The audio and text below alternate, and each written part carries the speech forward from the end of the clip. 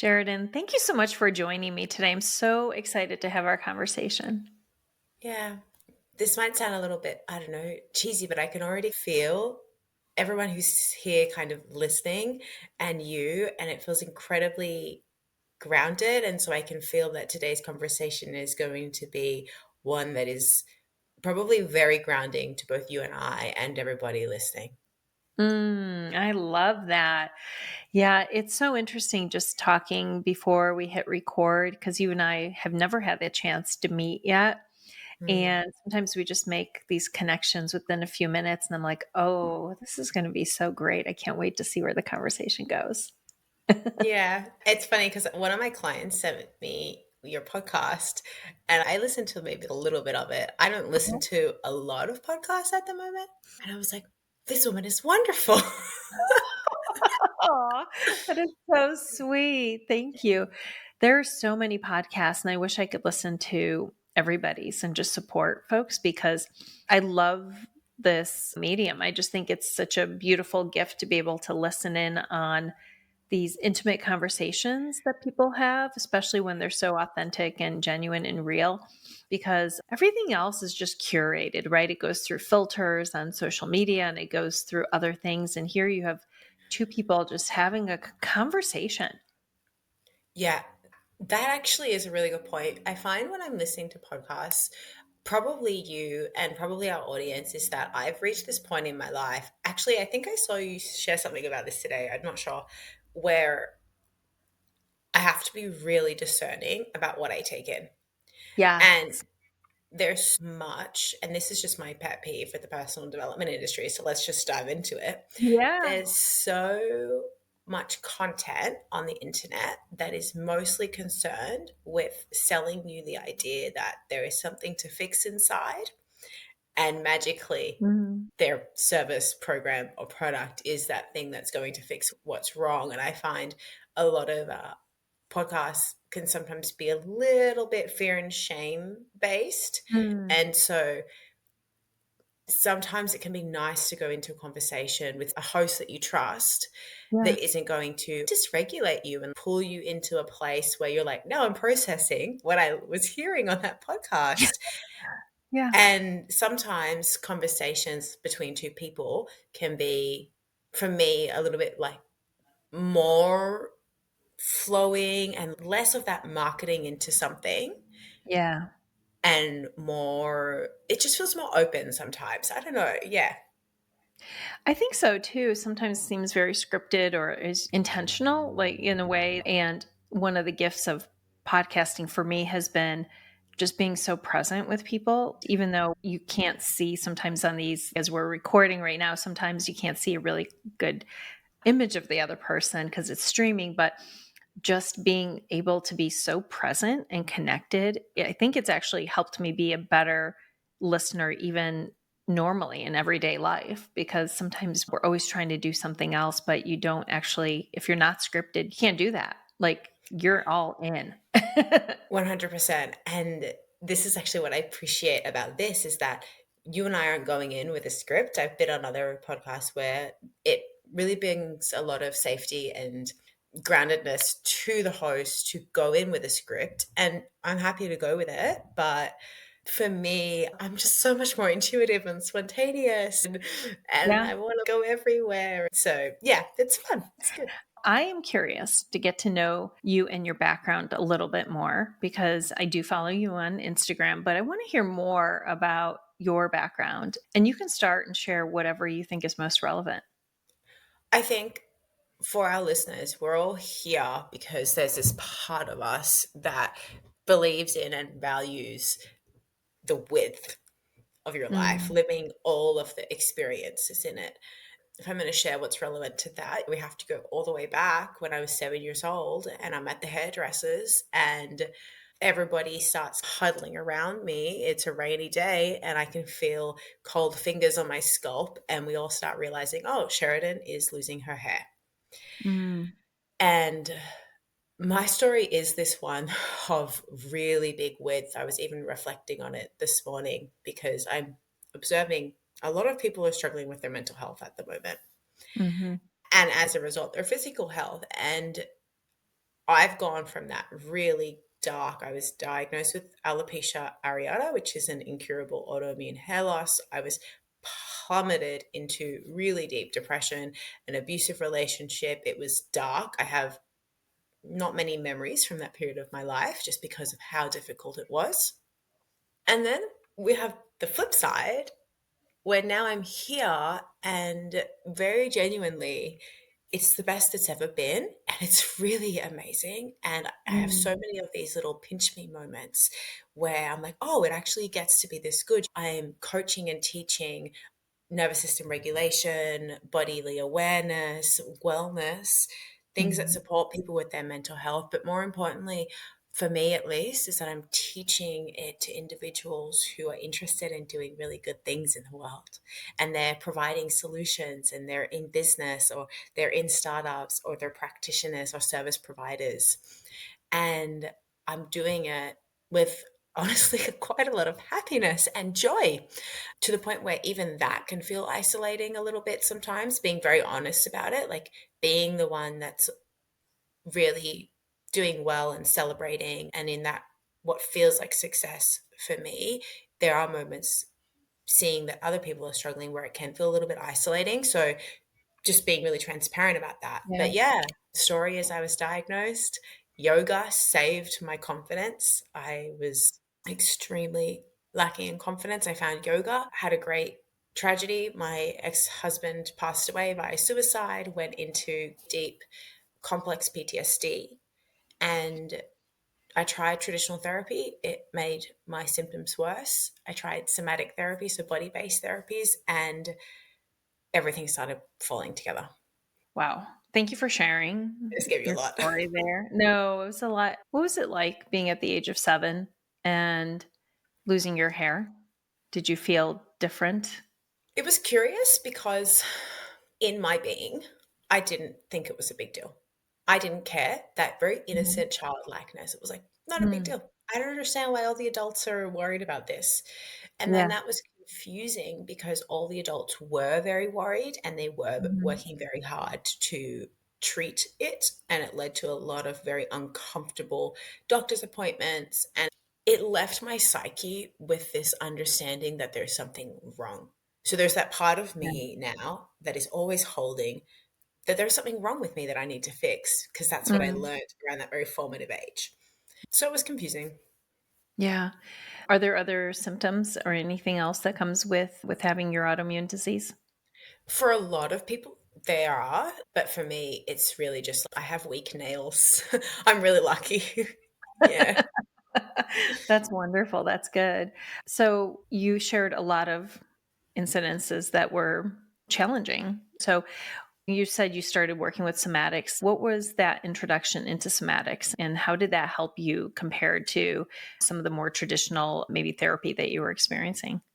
Yeah. At the beginning, it was very simple. I was teaching yoga, I was going to yoga, and the only time that I felt okay was when I was on the yoga mat.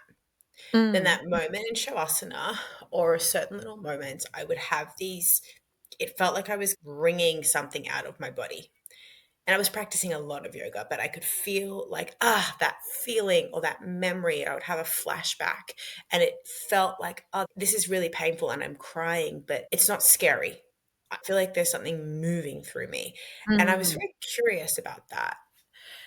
So it just started there. And then it actually landed. I found one of my mentors who I ended up working with and for later on, who taught me a lot of emotional embodiment. And we share a practice that we literally got from a meditation teacher in Austria. And we just sat for hours in meditation, witnessing, allowing emotions to process, embodying emotions, learning about emotions. And through that space, and that dedication and having somebody there be like, you're going to sit with that longer. You're going to sit with the emotion longer. You're going to sit with the emotion longer.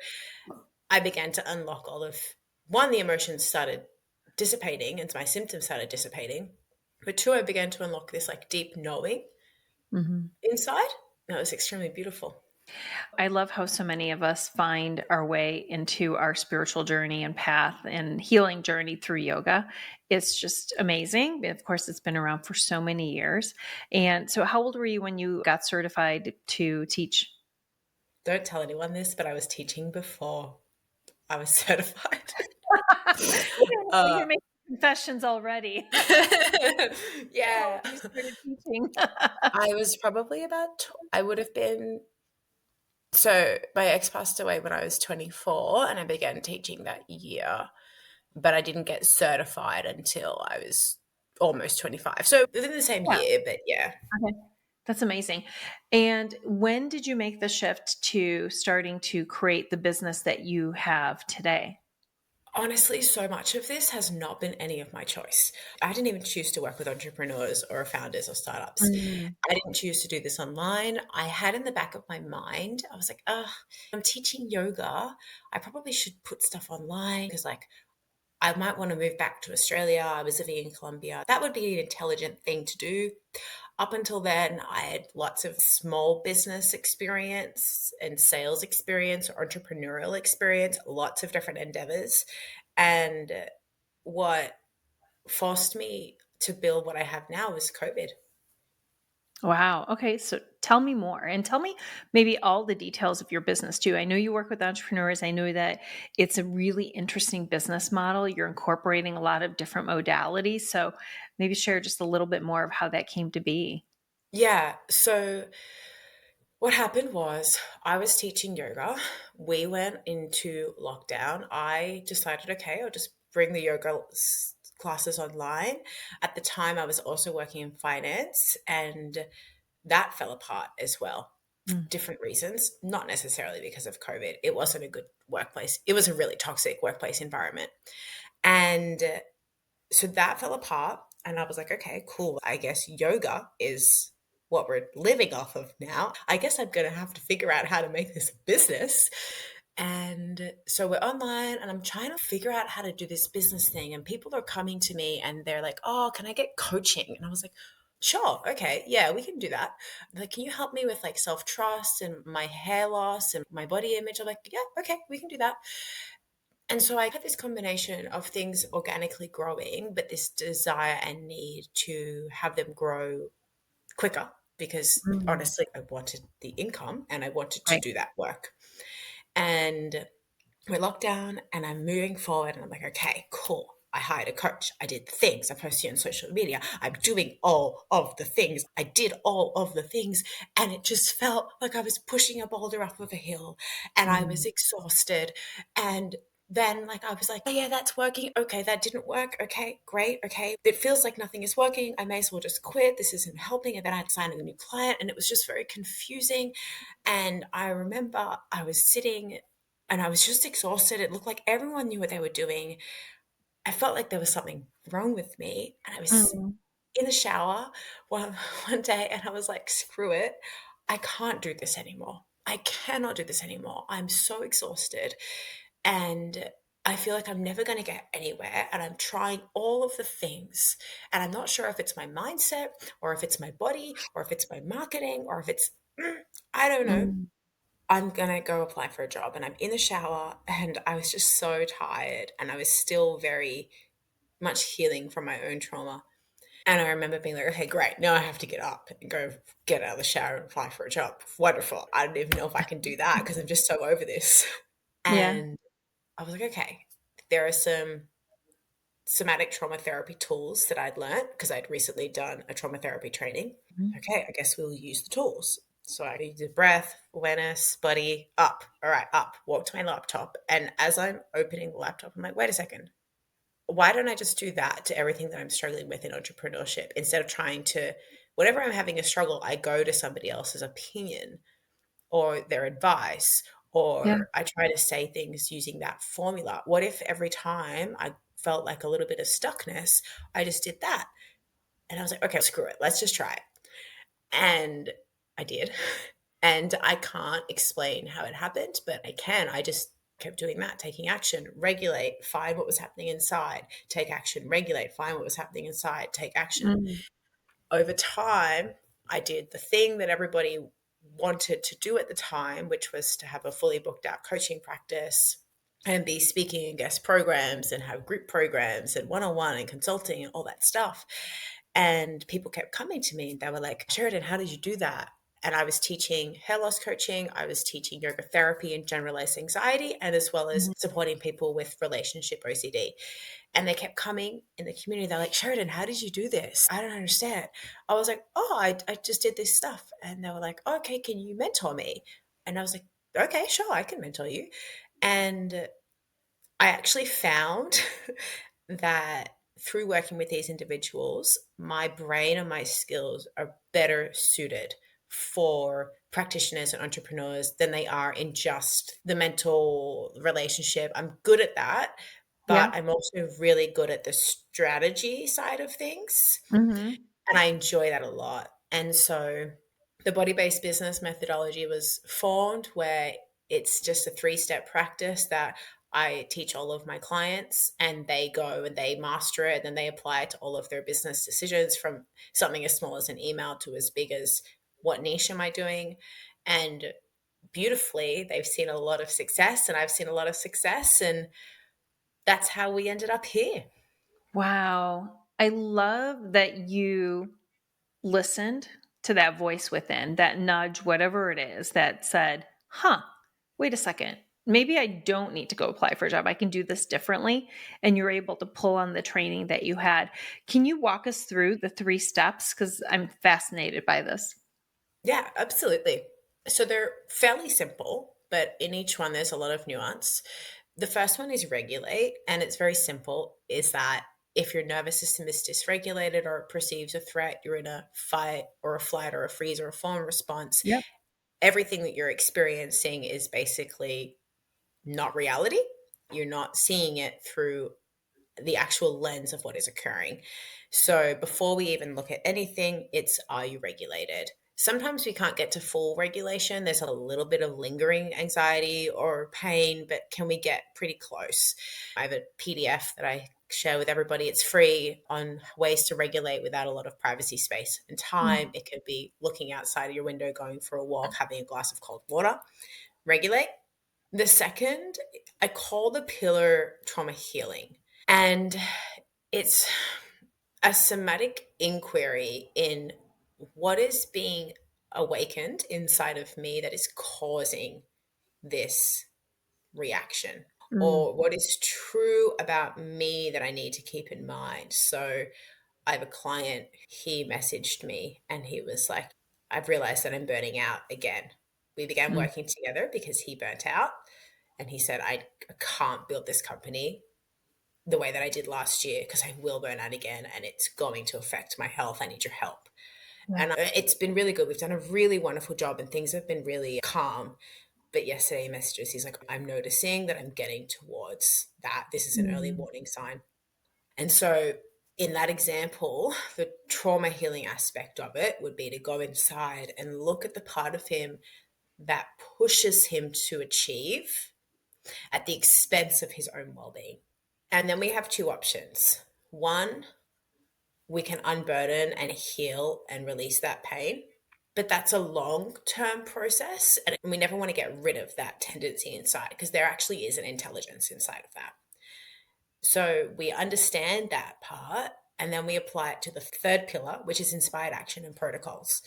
That means if we know that he has this tendency, then we need to make sure that we're building his business, the way that it operates, who reports to him, or his lifestyle, what he does during the day, the types of exercise that he's doing, so that we're calming that fiery essence inside and we're not putting him in places where his own tendencies and fears will take over. And so it's like inspired action. So it's okay, what's the next best step? And then how do I set up a structure so that I don't have to think about regulating or think about healing or think about what the next best step is. And what are some of those examples of structures? Are they like routines and practices that people put in? Yeah, I think Yeah. of it as there's self, there's admin, and then there's team stuff, right? Mm, Self might be like maybe what you do. I wake up really early so that I can really feed into myself before I feed into other people. Admin might be, I have so many thoughts, but I'm just using what's fresh here is that admin might be I don't handle certain emails. I don't look at the reviews. I have one of the things that I brought in recently was like, I want to keep an eye on my analytics, but it dysregulates me to think that I need to be on top of it. So I asked my assistant to do that. Can you just Mm, keep an eye on these numbers and tell me when they're at a certain place? It can be very simple. I think the one where it gets more difficult is the relationship one.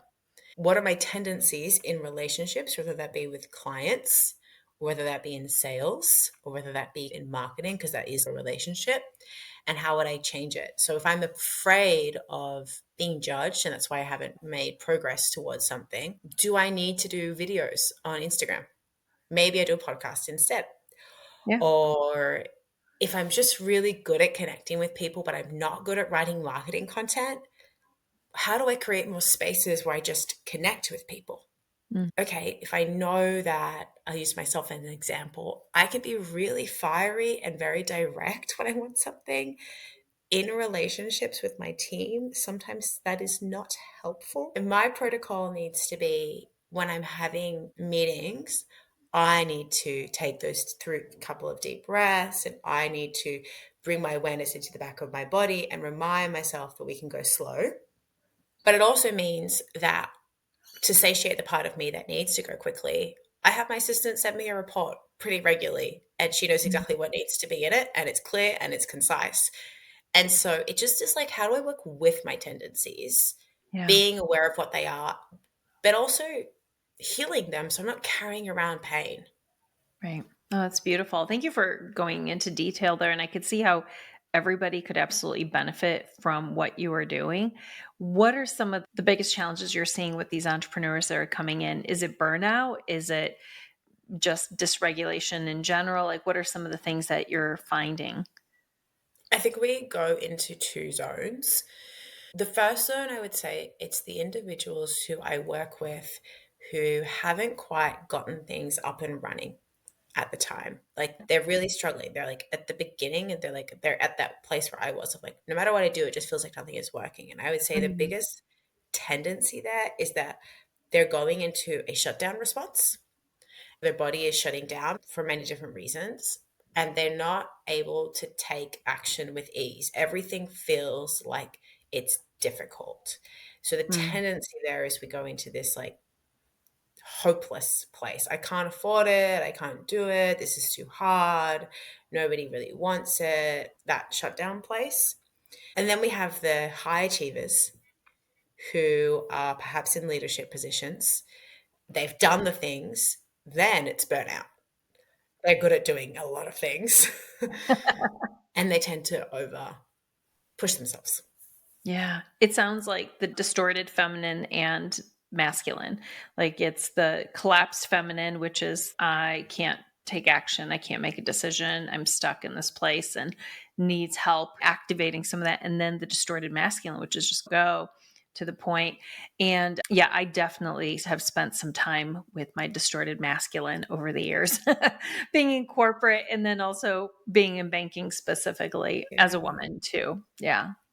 It's Familiar. funny you say that because I think about this. I don't know if this has been your experience. I don't speak about it a lot, but all we're really doing is just making a healthy masculine and then the feminine will flow. Oh, totally. And I have a couple of words for it depending who I talk to. I call it devotion and discipline. Like I know that if I am overly indexing on my masculine and it's starting to make me tired and stuff, I just say I need to spend more time in devotion, which are my practices, which is nurturing what I need and it brings me back into this place of balance. And if I spend too much time in the feminine and I'm not taking action, then I know, okay, there are some things I need to do, just taking small little baby steps, get the things moving again, and then find myself back. But after years, of course, of doing the work and finding and knowing myself and being able to recognize what it is that I need and giving myself permission. I don't know if you find this with your clients, but sometimes we just think we have to do things in a certain way, even when we know it's not good for us. Like we're waiting for someone to just tap us and go, it's okay to have boundaries. It's okay to take a nap. It's okay to make a mistake. You don't have to wait until it's perfect, whatever it is that they're struggling with. Yeah, 100%. And sometimes the most productive conversation we can have is just, what do you need and what do you want? Okay, go do it. Because Yeah. at the end of the day, you are going to get what you want, because this is also the larger conversation around what is desire.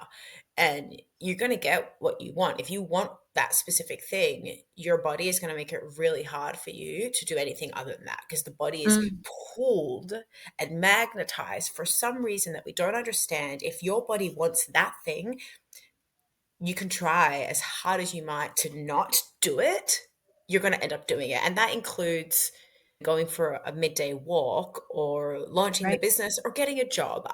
If you want that thing, your body's going to pull you to it. Let's try and make sure that it's a healthy desire coming from a healthy place. Let's just hop through all of the only word I can think of is not a nice word. Nonsense. I'm curious, Sheridan, what do you do when you find yourself ever in where you might be going too hard, pushing too hard, and you're over indexing in the masculine? Are there some go to practices or things? You mentioned yoga before, but I don't know if there's Yeah. something else that just really replenishes you and brings you back. It changes at different times, but at the moment, the biggest thing that I have noticed is helpful is weekends off. Really Mm, disciplined around the hours, like working between these hours. Do not look at your phone from Friday 2 p.m. to Monday 9 a.m. And that has helped me contain myself. Yeah. What about you? Definitely my morning time. I just feel like if I invest in my morning time, then I know that the rest of the day will typically be go really well, like my morning meditation, breath work, journaling, writing, those types of things, savoring the morning. But also I have to be outside. Like I need to ground. And I know you and I talked about before just being earthy, both of us. Like I need plants. I need to touch the trees. I need to put my feet. Even today was cold and rainy, and I just went barefoot and put my hand on my tree, one of my favorite trees in the backyard, and was like, okay, I just need a little bit of this energy. That just does it for me. And as an introvert, I recharge being by myself. So for me, it could just be like closing the door saying, hey, I need just half an hour to just sit here or to read or to not do anything but just breathe. But it's taken a while to just give myself permission to do what I need. But I know that when I don't, it's not good for anyone. It's definitely not good for my husband, with my kids, for me, myself, anybody. And being in the position doing what I do, holding space for others, I have to do this. It's not selfish. It's necessary for me to be able to show up for people the way I want to be able to show up. Yeah, it's our responsibility to make sure that we're always spacious inside because we're holding space for other people. That's so funny you use that word. That's my word for 2025. I usually pick a word for the year. And today I was on my walk and I was talking to a friend and I said, my word for next year is spacious. Like I really want to create more space for myself, for magic to come in or flow. Maybe that's the other word. Like I'm just in this really beautiful, maybe feminine kind of space for 2025 because it'll be like 6 years in January that I started. And so I don't know. It just feels like it's time to just do things just a little bit different now that there's a pretty strong foundation. Yeah. That's so interesting because I don't usually say it in that way. And Yeah. also on January 6th, I have a program starting called Flow. And it's just, yeah. And I've been really feeling into that word as well lately of, okay, you're trying to explain the program. And I'm like, you do these things and it just feels like you're flowing. And there's a part of me that be more specific, Sheridan. I'm like, no, but that's it. It's flow. Yeah, I love the word flow too. And I've been thinking about how would you describe that? And for me, it's just being so aligned. It's like alignment that then allows me to surrender into whatever it is that I'm doing where I just lose track of time and space. And as a creator, things are just flowing in a way where the head doesn't get you stuck and there's nothing that's coming up that sort of creates any resistance. Yeah, I don't know how to describe it. It's actually a hard word to describe. I could only use words that prevent flow from happening. But how are you going to describe it? You said it's starting on January 6th. So it's interesting because the one that's starting January 6th is for females and how to work with your menstrual cycle to align business and work. And so That's it's really so good. just, yeah, how do you flow through the month? And I'm very excited for it. But as you're speaking, what's coming to mind is I recently, as I was mentioning before, I'm writing a book. I've just written a book and it's in the process of editing and publication at the moment. And literally, it was just getting emails from my editor before we got on. I was like, oh, there are things. And we have a chapter on flow and creating the flow state. So, a lot of that last pillar of the body based business methodology is protecting at all costs your flow state. And that's what's going to end up building what it is that you want. And the number one barrier to flow state is mental chatter, inner critic, self-editing, etc. All of Yeah. that mental stuff. I love all this.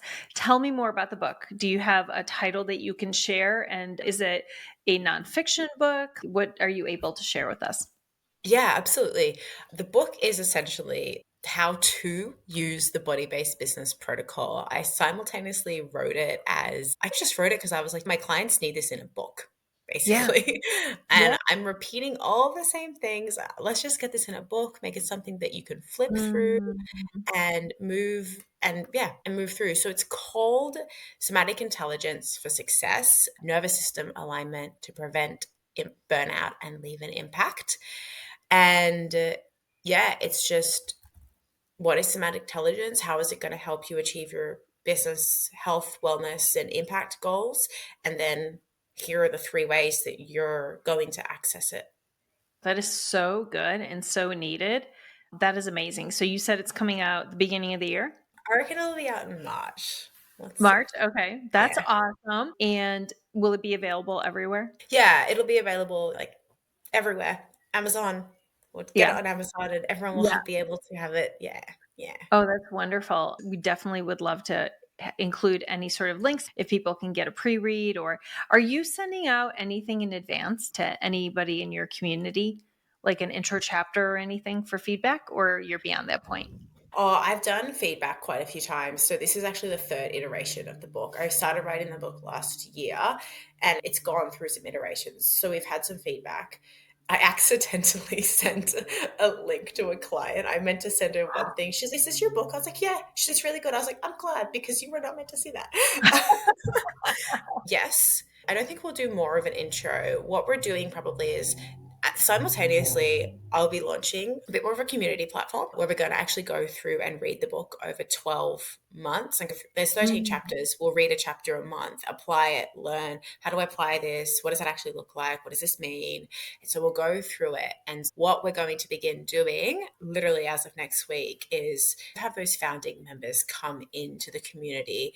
They'll get access to the book, we'll start using some of that. The launch will all happen at the same time. I'm still working out the details, but it gets to be something that next year everybody gets to move through together.